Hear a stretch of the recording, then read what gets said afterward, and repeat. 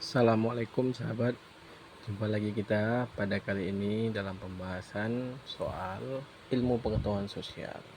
Masih pada uji capaian di soal nomor 16 ya sahabat, pada halaman 276. Soal host, tawuran antar pelajar adalah salah satu permasalahan sosial budaya. Tawuran antar pelajar merupakan bentuk kekerasan yang terjadi di dalam sekolah maupun di antar sekolah. Sebagai pelajar, tentu kita memiliki peran untuk mencegah hal ini terjadi. Tuliskan upaya-upaya yang dapat kamu lakukan agar tawuran antar pelajar tidak terjadi. Kita juga harus paham dulu apa sih penyebab dari tawuran antar pelajar ini. Yang pertama itu adalah pengaruh media, kemudian tidak bisa menyesuaikan diri. Yang ketiga itu mempunyai lingkungan pergaulan yang buruk dan negatif, sehingga bisa terpengaruh dengan mudah. Tawuran begitu banyak merugikan karena tindakan kekerasan tersebut bisa menelan korban, harta, dan benda. Apa upaya yang dilakukan untuk mencegah? Oke, yang pertama itu aturan dari sekolah yang tegas, ya sahabat ya. Yang kedua, memberikan pendidikan anti tawuran. Yang ketiga, memisahkan pelajar berotak kriminal dengan yang lainnya. Kemudian, kolaborasi belajar bersama antar sekolah. Yang kelima, program ekstrakurikuler yang memahami cara mencegah tawuran. Ini dilihat dari segi instansi sekolahnya. Bagaimana upaya yang baik dilakukan oleh seorang siswa? Yang pertama itu adalah memperbanyak silaturahmi.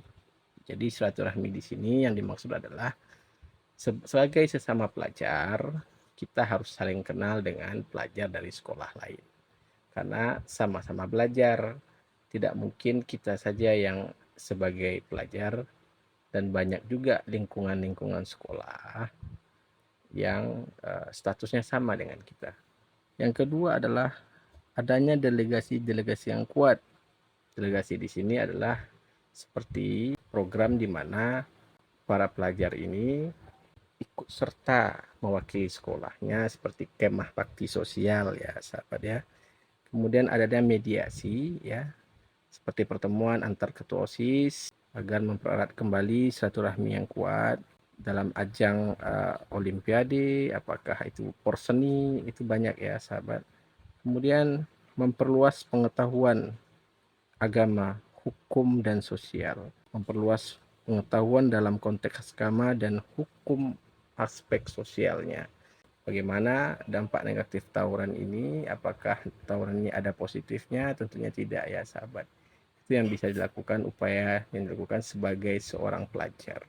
Kemudian kita masuk ke soal nomor 17. Salah satu tokoh kesetaraan gender di Indonesia adalah Raden Ajeng Kartini. Jelaskan salah satu upaya yang dilakukan oleh Raden Ajeng Kartini dalam perjuangannya untuk perempuan Indonesia.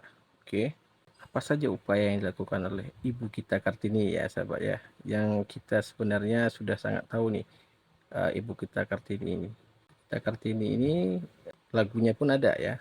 Dobrakan yang dilakukan oleh R.A. Kartini yaitu agar kaum wanita pada saat itu tidak terkukung oleh adat dan budaya.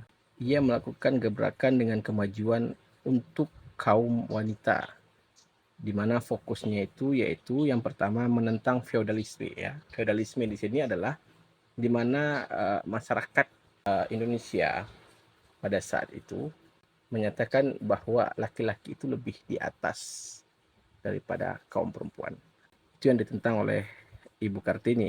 Kemudian menentang praktik poligami. Okay. Poligami sendiri adalah sebuah syariat dari agama Islam dan bisa dijadikan sebuah budaya pada saat itu di mana laki-laki memiliki istri lebih dari satu. Dan di sini dalam pandangannya praktek poligami pada saat itu adalah praktek di mana sang wanita tidak punya hak untuk menolak ketika dipoligami. Itu yang ditentang oleh Ibu kita Kartini, dan yaitu memperjuangkan pendidikan bagi kaum perempuan ya. Pada saat itu perempuan dinilai tidak perlu sekolah karena perempuan itu hanya akan menjadi ibu rumah tangga tanpa memerlukan sebuah pendidikan. Jadi itulah dobrakan yang dilakukan oleh Ibu kita Kartini, ya sahabat.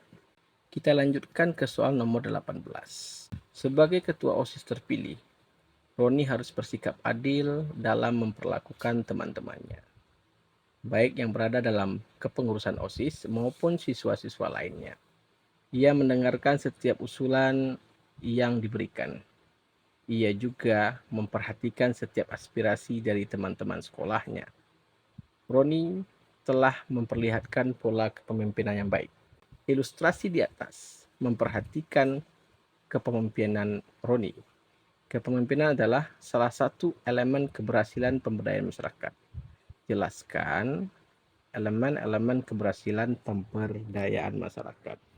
Jadi di sini yang ditanya adalah elemen-elemennya, bukan perjuangan Roni sebagai seorang pemimpin, ya sahabatnya. Itu harus kita garis bawahi dulu kata kuncinya, elemen dalam pemberdayaan masyarakat, ya. Yang pertama itu adalah tahap persiapan, ya, tahap persiapan. Kedua adalah tahap pengkajian atau asesmen. Kemudian ada tahap pelaksanaan program. Kemudian lanjut lagi adalah tahap evaluasi, dan yang terakhir adalah tahap terminasi. Jadi itu adalah elemen-elemen yang ada di masyarakat untuk dalam pemberdayaan. Singkat lagi itu, yang pertama itu akses pada informasi, ini sangat penting. Yang kedua partisipasi dari masyarakatnya. Yang ketiga akuntabilitas, dan yang keempat adalah kapasitas dari organisasinya yang ada atau kelompok sosial yang ada pada masyarakat. Jadi itu adalah elemen-elemen yang penting dalam keberhasilan pemberdayaan masyarakat. Kita lanjut ke soal nomor 19. Nadia ingin membeli mainan kesukaannya. Dia sangat ingin memiliki mainan itu. Akan tetapi, uang yang ia miliki belum cukup. Untuk itu, Nadia akan merencanakan pengeluarannya setiap hari agar dapat membeli mainan tersebut.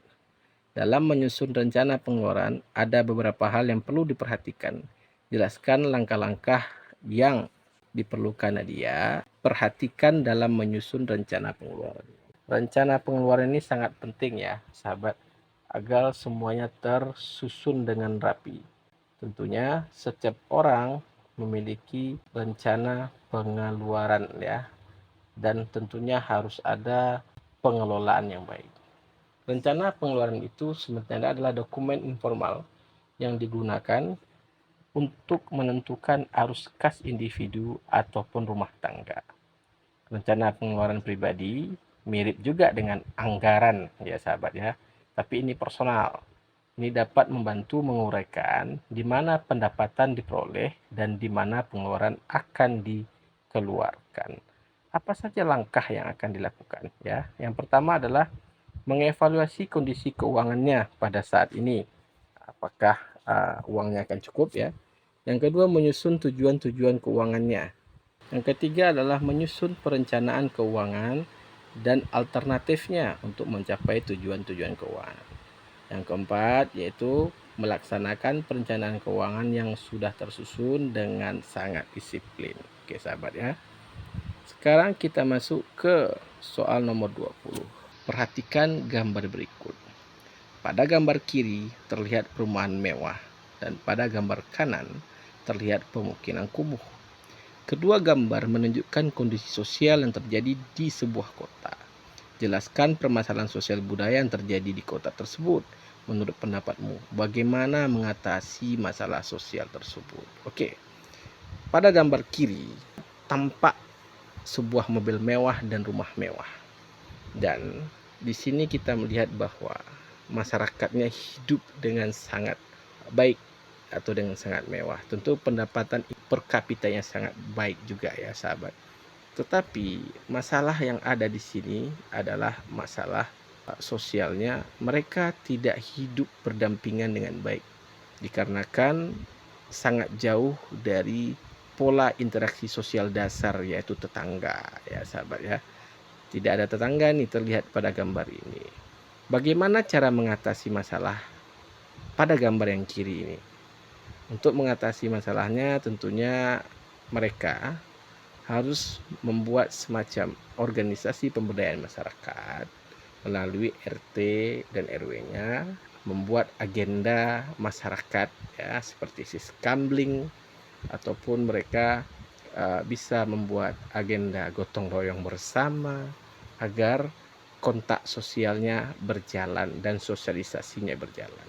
Untuk gambar yang kanan itu adalah pemukiman kumuh di mana hidupnya masyarakat di sana adalah dalam garis kemiskinan. Apa masalah sosial yang ada di sana? Tentunya dengan gambar yang kita lihat, mereka miskin, tentunya pendidikan rendah dan banyaknya tindak kriminal di sana. Dikarenakan pemukiman kumuh adalah sarang dari berbagai macam tindak kriminal. Bagaimana cara mengatasi masalah sosialnya? Yang pertama, tentunya butuh yang namanya pendidikan yang baik. Anak-anak di usia sekolah, tentunya mereka harus disekolahkan. Apabila pendidikan bagus, maka jenjang tahapannya, kesejahteraannya pun akan meningkat. Itu salah satu cara mengatasi masalah sosial tersebut, ya sahabat ya. Baik, sampai di sini pembahasan kita kali ini.